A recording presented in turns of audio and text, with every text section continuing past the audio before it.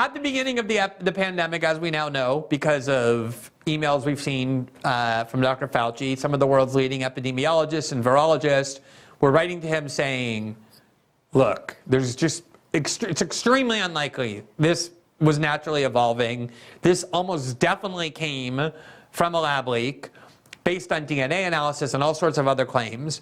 And within 3 weeks, some of those very same people became part of the consensus, signing the Lancet letter saying that only crazy conspiracy theorists think that this was a lab leak, something that 3 weeks ago they were telling him in private they thought they were almost certain of.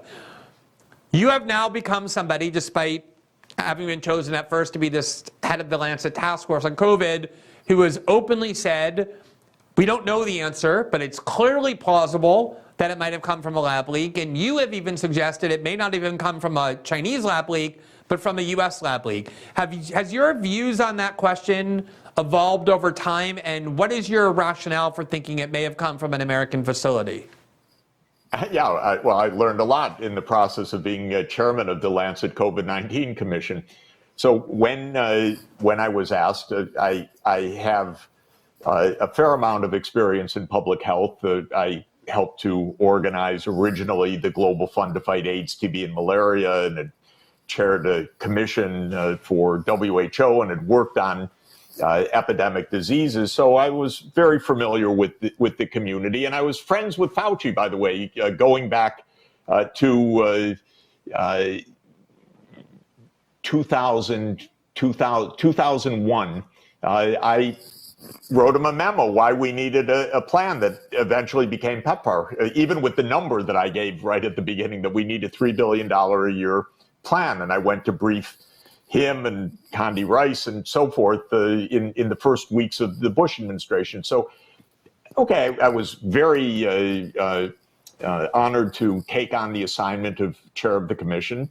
And I listened around and I thought, well, the scientists have said in an article in Nature Medicine in March 2020 that this was natural. Basically, they said irrefutably so, essentially. And I thought that was plausible because that's what pandemics are. They are zoonoses. That means they go from animals to humans, and that's what SARS was, and on and on. So I actually I hired the guy. It's absolutely fascinating. I didn't hire him. There was no money involved, but I asked Peter Daszak of EcoHealth Alliance, which is in the center of the the villain of the COVID pandemic for a lot of people. Yeah. I said, Peter, why don't you be chair of our task force, not of the commission, but of the task force working on the origin of this virus? Because you know a lot about it. You know what's going on in China. You know about bat viruses and so forth. Okay, that's stepping into it. So I did. I stepped into it, and we started. And I started to get a bit of hate mail towards the end of 2020, which is not so unusual. But, you know, Sachs, why did you put this guy in? And a Republican congressman, this is disgraceful. And I wrote back saying, look, I'm completely open-minded. I've given the assignment to them, find out the truth of what this is. And if it's from a lab, and if it's possible, we're going to track that down. And believe me, he doesn't make the judgment. There are 28 commissioners. I'm in charge of this and so forth. Okay, so you start seeing, because of the relentless work of this organization you started, The Intercept and U.S. Right to Know, we start getting strange things coming out, which is, but it took a long time just to get those first FOIAs coming out. And things start dropping that are a little weird. And then I got a wonderful briefing by a top scientist who explained to me, Jeff, it's, it's not what is being said. Let me explain to you the research that was going on. And I was like, oh my God. You know, he explained gain of function research to me for the first time in 2 or 3 hours of pretty detailed technical work. And he said, go read the NIH proposals. So I went online afterwards and I read that aim one is to test these chimeric viruses in the following way. And oh shit, I got to figure out what's going on. So I went to Dashik the next day and I said, Peter, I need to see your full research proposal. And his line to me was, no, my lawyers say I can't share that with you. I said, are you kidding? We're in a commission that is a transparent public commission. No, my lawyers say I can't share that with you. The most significant pandemic in almost a century. So I said you're off the task force. Forget it. We're not going to have that. But all of that's a long way to say things started to be peeled back in a most remarkable way. I give huge credit to The Intercept and to U.S. Right to Know, and to a whistleblower who posted the decisive document, which is the DARPA Diffuse research proposal that was posted by a whistleblower that is almost a cookbook, how to make a SARS-CoV-2 virus. Well, this became rather a fascinating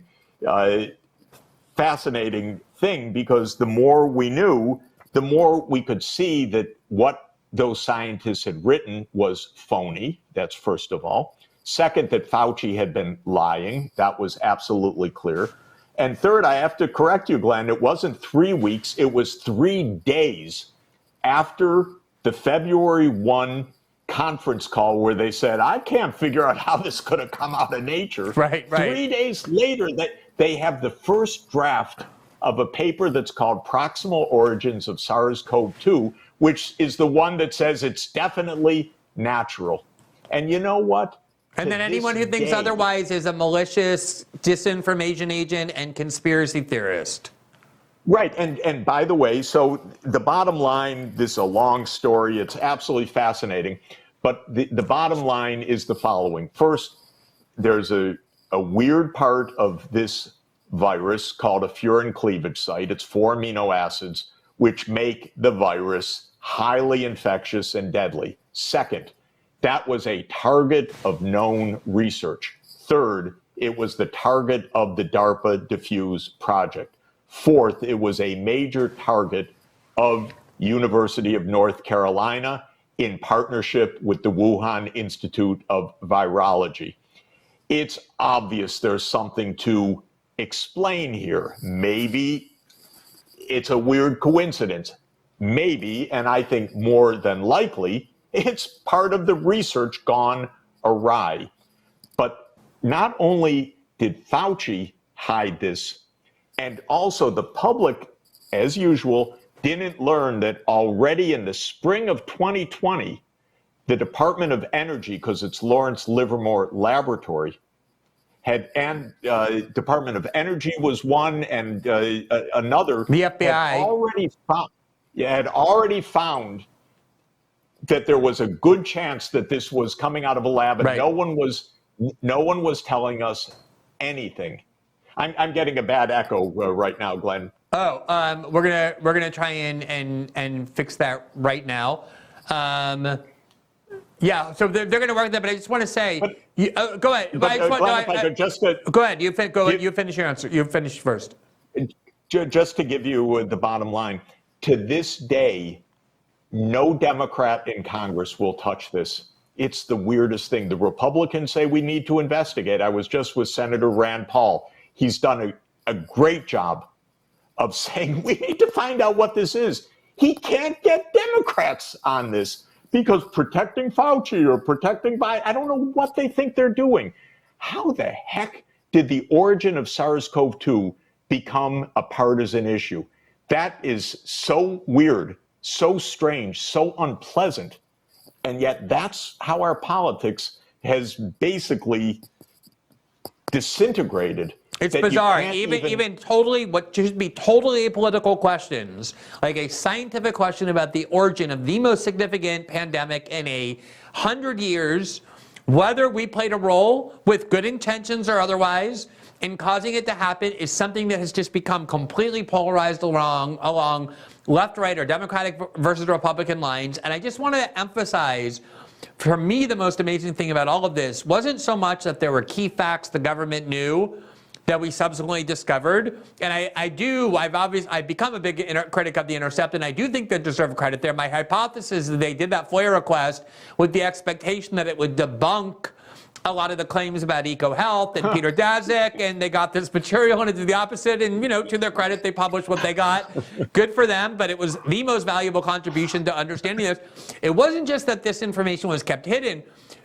People were banned by big tech policy from questioning Fauci's narrative about the origins of the COVID pandemic until the Biden administration itself came out and said, you know what, we also are uncertain about this and we're going to investigate. And only then did Facebook and then Twitter and Google say we're now going to permit a discussion of this. It wasn't just that the government hid information, they prohibited any questioning of it on our primary means of communication.